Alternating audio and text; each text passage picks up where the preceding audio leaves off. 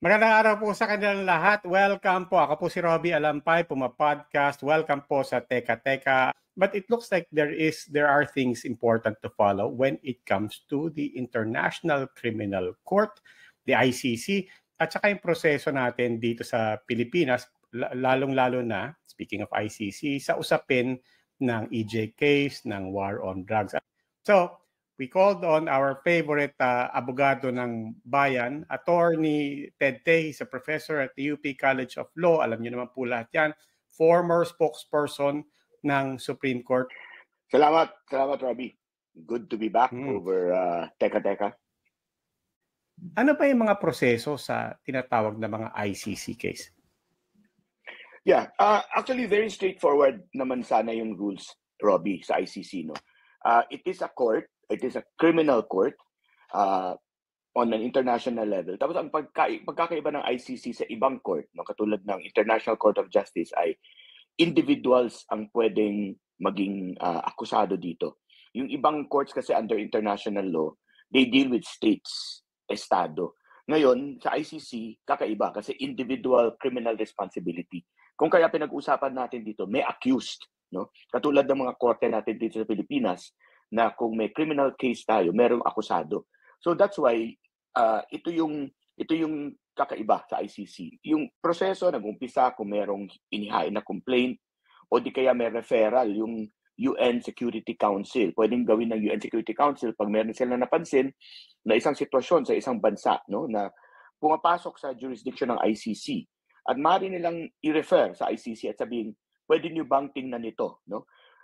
Yun yung dalawang instance. So ngayon, dito sa sitwasyon ng Pilipinas, no, merong umabot na sa ICC na complaint, no?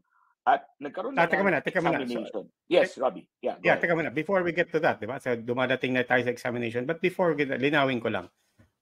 In the case of the United Nations, if the United Nations refers, as you said, so there could be a complaint on the one hand, and anybody can file that complaint? A private citizen can file that complaint? Yeah. Okay. Yes. And then at the same time, sabi mo nga, the UN alternatively can also refer. Just in that the case, Security Council. The Security Council. Okay. Kung ang Security Council mag-refer, does that make them a complainant? Actually, or no. Iba pa yun? Iba pa yun. Effectively, magiging, ang sitwasyon doon is mag-refer yung UN at iti-take cognizance ng ICC yun. Titingnan ng ICC kung pwede nga nilang hawakan yung kaso, no? So, may mga ganung sitwasyon na, no? Kumbaga, dahil ang ICC ay hindi UN agency, no? Independent court siya, autonomous court siya. Pero may relasyon siya sa UN in the sense that the UN is also a world body. So, maaaring sabihin ng UN Security Council na tingnan niyo tong kasong to kasi mukhang ito pumapasok sa jurisdiction ninyo, no? Ang isang advantage ng referral ng UN is that it usually sidesteps yung processes, no, na that become problematic pag merong arrest warrants.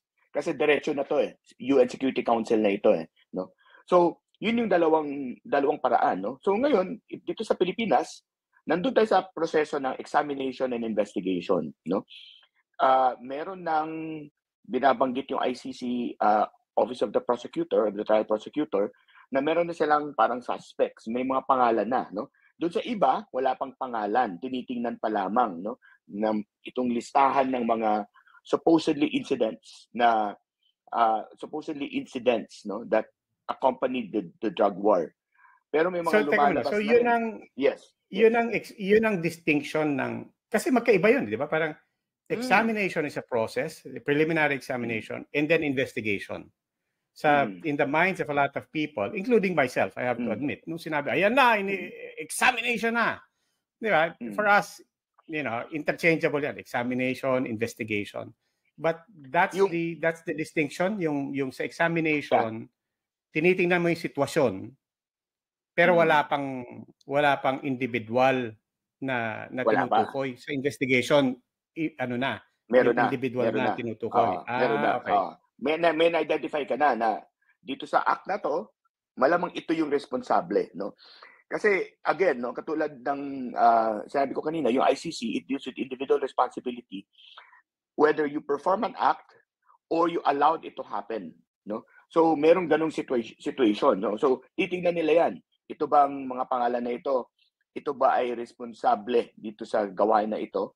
O di kaya hinayaan na maging mangyari ito, no? So you those can acts that fall within the jurisdiction. Yes. Oh, so you can be investigated either as an active or a passive yes. party. Participant. Yeah, okay. Party. Yes, right. So once that process is done, no? So let's say meron na mga pangalan, no? At sasabihin na ng OTP, no? Yung trial prosecutor's office. Merong basehan para dito sa mga taong ito na kasuhan, no? Sa ICC, no? Pupunta siya doon sa tinatawag na pre-trial chamber, no?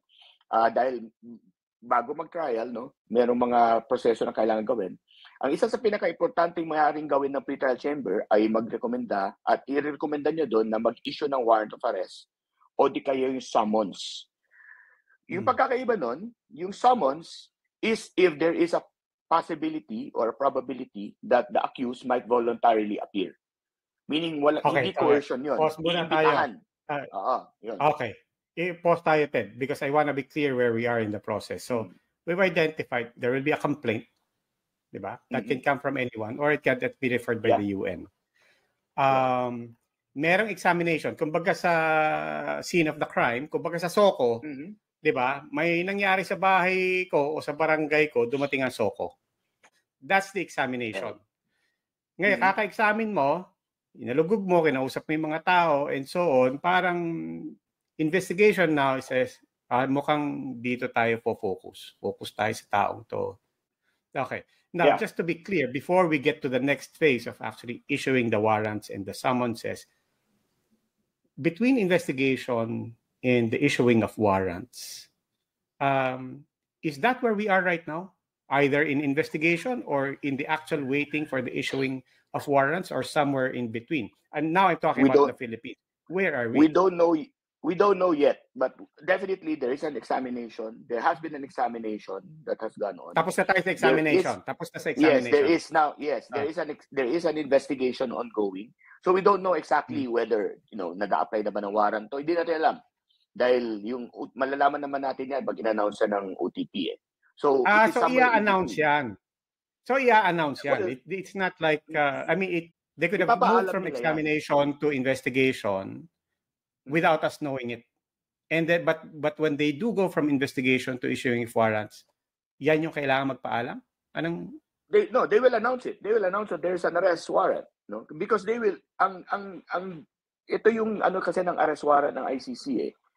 Ang ICC walang police force. Ang ICC walang enforcement mechanism. The enforcement of any processes of the ICC, including warrants or summonses, is through the states. No, yung individual na estado. So dito pumapasok yung komplikasyon sa Pilipinas. Dahil tayo ay dating state party at hindi na tayo state party. Nag-withdraw na tayo. No? And so there are not just legal ramifications, there are political ramifications to the enforcement of these processes. No? So hindi siya ganun kadali na katulad ng korte natin dito sa Pilipinas na pag nag-issue ng warrant, no, arestuin na pulis yan. Walang pulis ang ICC. No?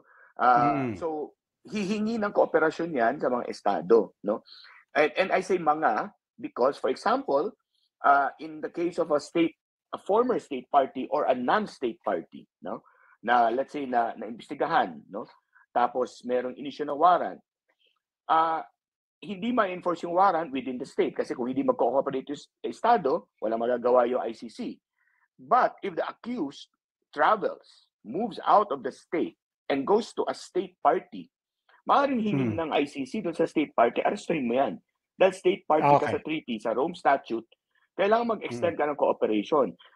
But, again, walang magagawa yung ICC kung ayaw ng estadong yon na i-enforce yung warrant. Kasi nasa kanila pa rin naman yun eh. Di ba? And I'm sure a lot of people listening in already tumaas na kilay nila na, naku, kailangan pala mag-cooperate. And yun din nga naisip ko ka. Teka muna, di ba hindi na tayo party to the ICC? Na? On the one hand, the government now is saying, we cannot stop the investigation even face-to-face pagka nagpunta dito. Justice Secretary Guevara most recently clarified and answered questions from Bato de la Rosa, although not directly, na on the one hand sinasabi niya, oo, the position of the state where President Rodrigo Duterte pulled us out of the ICC, that still stands. On the other hand, we cannot actually stop any investigation because if the ICC wants to call, if they want to email, or if they want to actually come and do face-to-face investigations, we cannot stop them. So dun muna, linawin ko lang yan. Tama yun, yung pagkakasuma ko dun. And that's where we stand right now. And that's the extra legal and political situation where we are right now. Yes, apparently that is a political, not a legal stand. Because again,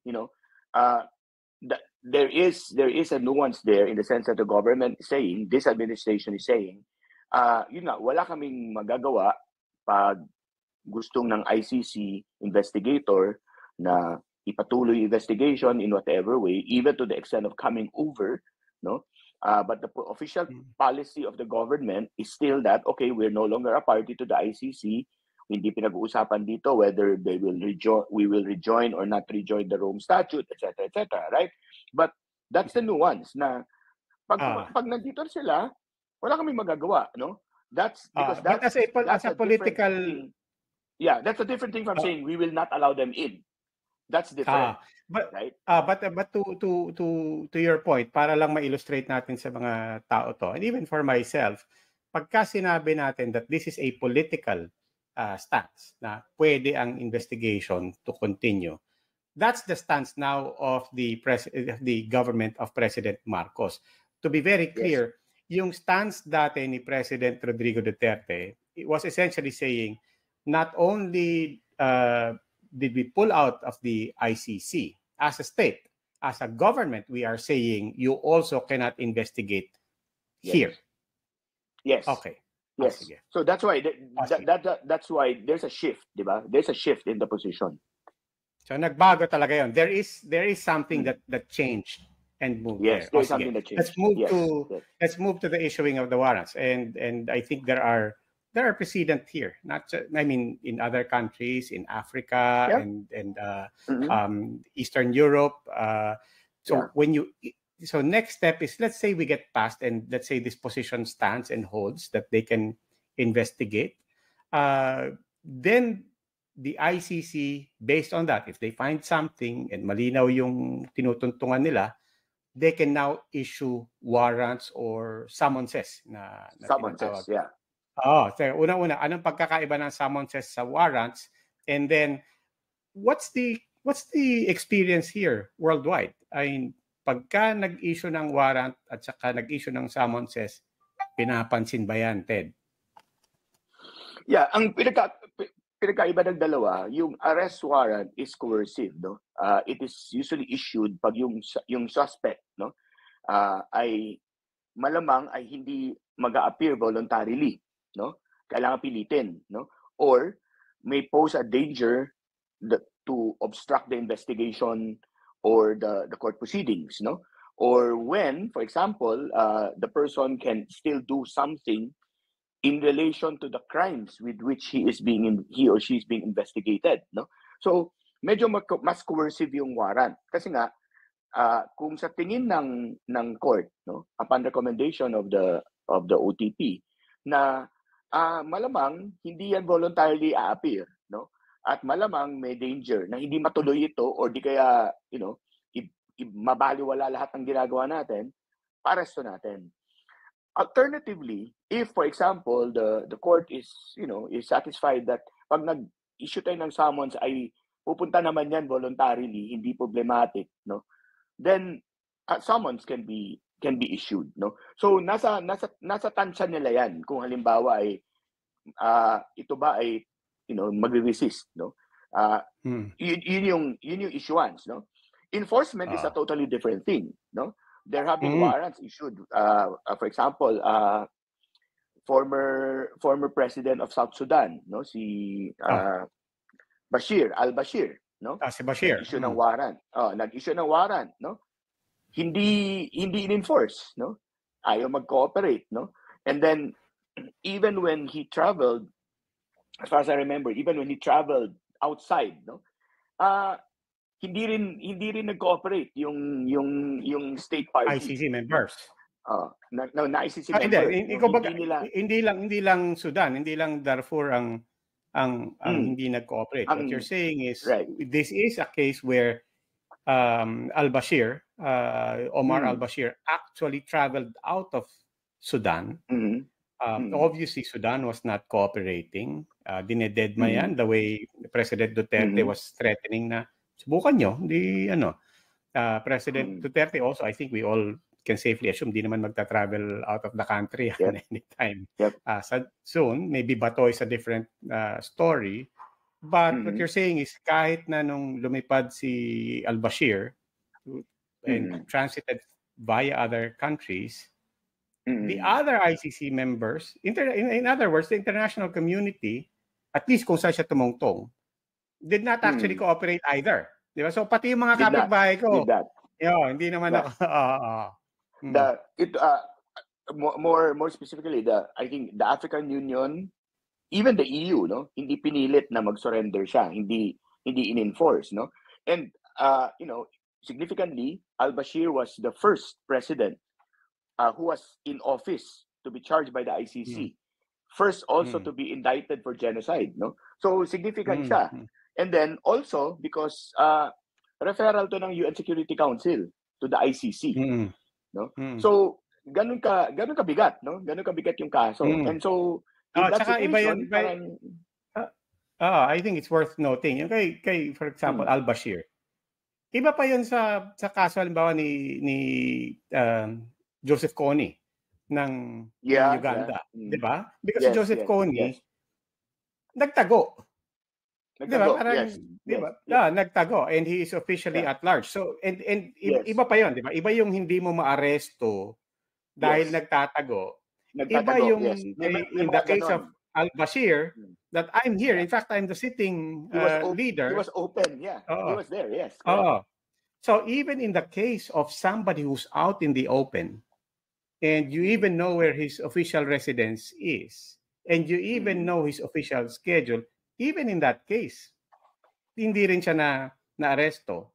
Not only because he didn't want to cooperate, but also nobody wanted to cooperate. Even members, shall we say it? Is it safe to say even upstanding members of the ICC ultimately did not cooperate? Yeah. So yun yung naging problema, no? And I think that's indicative of one of the limitations, no, of the ICC processes, no. That's a pretty big one. Nasulat. Marami na nasulat about that.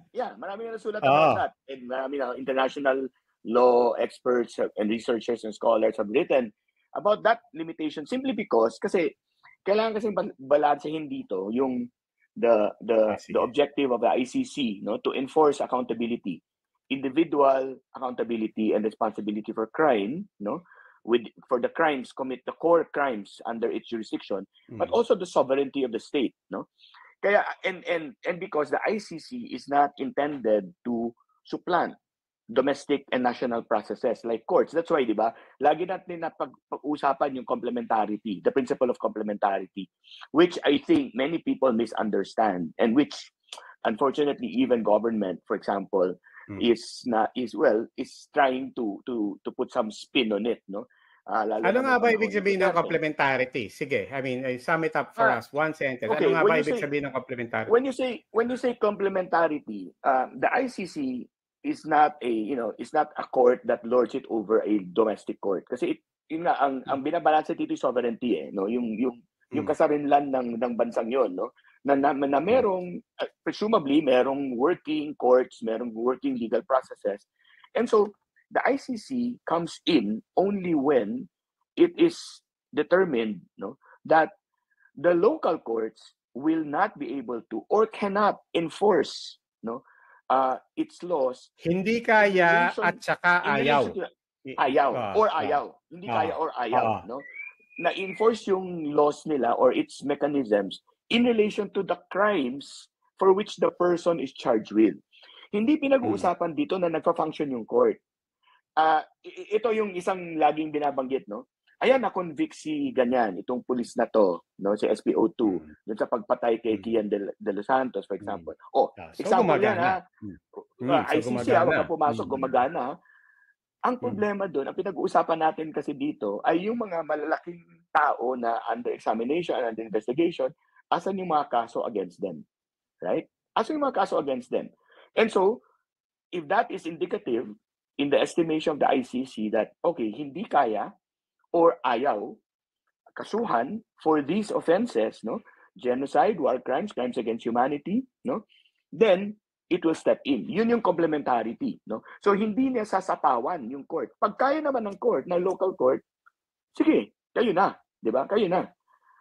But if the ICC estimates or determines na hindi kaya or ayaw, kahit na kaya, ayaw gawin, then it will come in, no? Yan yung laging yun yung laging parang tug of war kasi nga may sovereignty ang state no, and then its legal processes must be respected. As cynical, as frustrated as we are, people have cases, they cannot say hindi naman tayo failed state, 'di ba? Gumagana. And we have very smart people in our courts, we have very committed people. From time to time there are decisions on directives on, let's say, writs of amparo that surprise us na mukhang yung Supreme Court na so we have a lot of evidence that our courts can function. Pero yung willingness, what's the ultimate expression of willingness? Kasi on the one hand, gaya nga sabi mo, may nagbago na from President Duterte to President Marcos. It's unfair to say na walang nagbago even dito sa investigation ng ICC, merong nagbago na position, allowing the investigation. And then at the same time, there are pronouncements naman from government na we're willing. We haven't stopped. We're still going to investigate. Merong mga kaso dyan na hindi mo naman masasabing puro mga small fry. Meron namang mga iniimbestigahan. But what ultimately is the indicator na, hindi yan, willingness yan. Mukhang not only are they capable, but this kind of a development is an objective, irrefutable evidence of willingness also. Unfortunately, pagdating sa court processes, it's really the filing and charging of specific people in court for offenses related to that. No? That's really, I think, no, that's really the indication na yun lang. Ganun lang kasimple. So, kasuhan mo, tapos na. Kasuhan mo. Diba? So, for example, this is not within the jurisdiction of the ICC na pinag-uusapan, diba? Pero, if you recall, Representative Franz Castro filed a complaint against Duterte in the prosecutor's office, in the Quezon City prosecutor's office. Napakababa ng charge na finailan niya, diba? So, sa level pala ng prosecutor, hindi inalaw, dinismiss Di ba? So, kung ganun nga, napakaliit na kaso, no? Hindi nga makalagpas sa korte, hindi nga sa tumungtong ng korte, di ba? Ano pa kaya pag pinag-usapan natin dito, EJK? Ano pa kaya pinag-uusapan natin dito? Possible genocide, no? So, yung sinasabi natin dito. That indicates willingness, no? Hindi ko naman sinasabi na prosecutor should just simply throw the case, no, and say, si Duterte, kasuhan natin para makita ng ano. But, a genuine and genuinely independent, capable legal process should be able to determine that on the face of a complaint, no, pag may ginawa yung tao at may basis to charge the person, then that person should land in court, kahit na sino pa yan. That's the indication na mukhang wala yung willingness to charge. And then in terms of how high up and also what should be reasonable to expect by way of these expressions is yung examination and investigation process na sinabi natin, as far as the ICC is concerned, na ito ang basehan namin, di ba? So you can always say, meron namang na-charge na-charge yung police, na-charge yung ganito. Pero yung ICC, by the time we get to that, the ICC is actually already saying, pero tandaan nyo, nag-investigate kami. And nung nag-investigate kami, ang gusto namin itukoy hindi lang yung mga pulis. mga to. Umabot kami kay Bato, umabot kami kay President Duterte. So sa amin, sige po, maghain kayo ng kaso. Maganda yung mga hinahain yung kaso. Pero linawin lang po natin. Under our investigation, ito yung tinutukoy namin. So we want to see the prosecution, the charges at this level. There's no question here. Gusto namin itong taong to. Anything short of that falls short of an indication of willingness to prosecute. Yes, that's exactly how it is, no? Kasi nga, it will only come in because ICC recognizes that the offenses na subject of its jurisdiction are very serious offenses. These are not ordinary offenses, no? And to talk about holding someone individually liable, criminally responsible, no, belonging to another state, no, that's a very serious step, no. And so that's why mag-hold back talaga yan unless makita nila na hindi talaga kaya, dun sila papasok, no, under the treaty. Yun yung problema. So sinabi natin may complaint or referral from the UN Security Council. Pagkatapos may examination, 'di ba? Dumating yung SOCO sa barangay nyo, sabi anong kaguluhan dito? Kakatanong nila, they will get to an investigation. Sa investigation sinasabi, mukhang hanggang sa kataas-taasan to, particularly President Rodrigo Duterte, Senator Bato de la Rosa, 'di ba? There are a few really high-ranking people beyond that, but those are really the headline names, 'di ba? After the issuing ng warrant, dito ako magpa-fast forward. Issue ng warrant, surrender, o arrest. In the case of summonses, pwedeng surrender, 'di ba? So arestahan na. Yan na ngayon yung tapos I think the confirmation of charges, that's magta-trial na and so on, sentencing and so on. Yung trial ang assumption dito is na aresto. Tama ba 'yon? Yes. Before you get to trial, there cannot be a trial in absentia. Let's say hindi na aresto, hindi na walang ganon. No, the accused has to be arrested, brought within the jurisdiction of the court. So yes, no trial in absentia. Pagka inaresto, can they be arrested and kept in country, or will they have to be arrested and extradited, brought to the ICC? They are brought to the ICC. In fact, if you go to the ICC website, there are even pictures of the detention area. Napakaganda, napakalinis. In fact, because it's an international court, no, it actually complies with the standards in terms of detention area, no. So there is a detention area in the ICC, no, but it's not intended to be a place where convicted people will stay, no. Yan, detention lang yan, pending trial, no. Habang nagka-trial, dun sila ilalagay, no. Once ma-sentensyahan yan, halimbawa may matapos na yung trial, ma-sentensyahan yan, magde-determine ngayon yung court kung saang state siya dadalhin, who is willing to accept that person who is convicted. Doon siya ngayon makukulong kung yun yung sentensya ng court, no? Doon siya makukulong, doon siya dadalhin. Kasi yung ICC, wala siyang facilities for service of the sentence. So, detention area lang talaga yung meron sila. Yung pinakang-bilibid mo, so kumbaga, yung detention, that's the equivalent of our city jails. Di ba? Yeah. Parang or police precincts. Nandiyan ka lang, nag-aantay ka lang. Pero maganda na yon, sa lagay na yon. And then I presume by the time you're convicted and sentenced, papasok ka na sa bilibid, di ba? Preso na talaga, kalaboso ka na talaga. That will be up to international standards also, I imagine. Hindi ka naman basta-bastang ibabato sa, di ba? Parang, let's say, some weak, failed state says, sa amin, we'll take him. Hindi rin naman basta. So maganda rin. Not bad. Alright, but I guess the reason I'm trying to rush through this is, okay, so trial, let's say we get to trial, then we get to sentencing. I imagine the sentencing can only be really long. Diba? Parang we're talking about war crimes, we're talking about crimes against humanity. Is it possible that there's any sentence less than a life sentence? That is the extent. No, 30 years is the longest sentence, but in exceptional cases, it can impose what is called life imprisonment. Okay. No, the rest of the natural life. So, in very very grave cases, but the jurisdiction of the ICC is already very grave. No, crimes against humanity, genocide, war crimes. So, mabigat na. Doon pa lang mabigat na eh.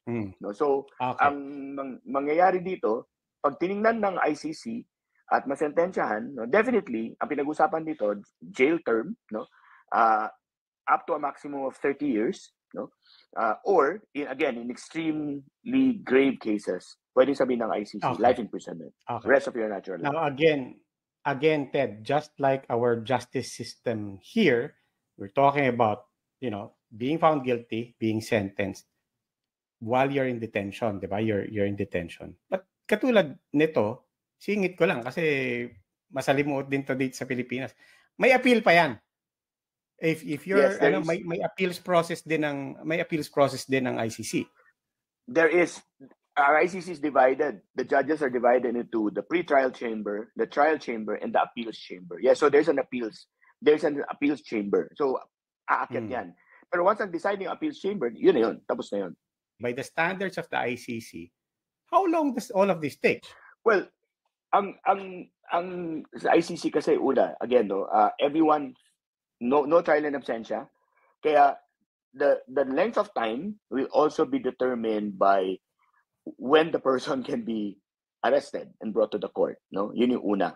So once the trial starts, no, there are also rights, no, that are guaranteed. So kasama na dyan, no, a fair trial, which includes a speedy trial, expeditious trial, diba? So I cannot say, for example, how long the trial will last kasi depende rin yan dun sa number of witnesses that will be presented, no? But ang difference kasi ng ICC, for example, as opposed to our regular trial courts here, no? Once ma-start yung kaso, tuloy-tuloy yan. Kasi once ma-arresto yan, tuloy-tuloy kasi nandyan siya eh. No? So hindi yan. Tsaka walang nakapila na ibang kaso. Walang nakapila na ibang kaso. I've been in a court. We've all been in courtrooms facing libel charges. Hindi ako nakapila behind mga domestic abuse cases. Minsan pa nga nakapila ako doon, and then there were probably 20 people from the city jail in front of me. Iba-iba yung kaso. So ito, wala naman nakapila sa harap mo. Ikaw lang ang special dito. Na lahat ng namin, ikaw lang. Okay, so mabilis. So, anyway, let's say yan. Can you just put a quick number there based on past experience? Does it last for a year? Does it last for 2 years? Just something to give us an indication. Probably a year to 2 years.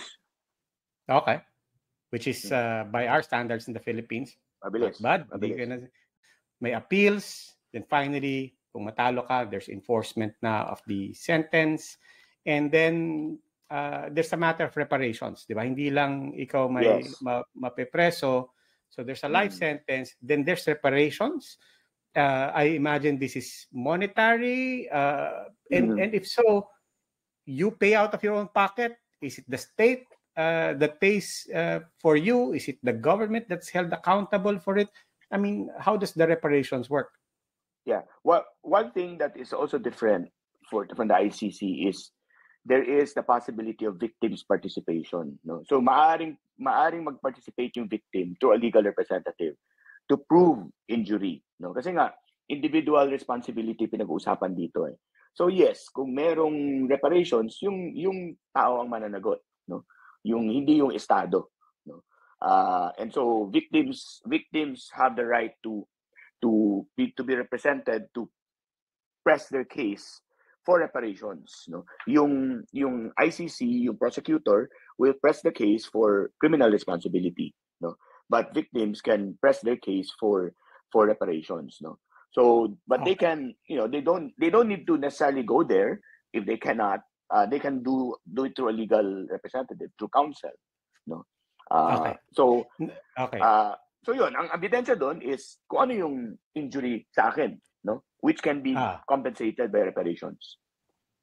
Well, speaking of napahaba na tong usapan natin, pero maraming salamat, Attorney Ted Te. Until then, ako po si Robbie Alampay, Puma Podcast. On behalf of Teka Teka, maraming salamat po.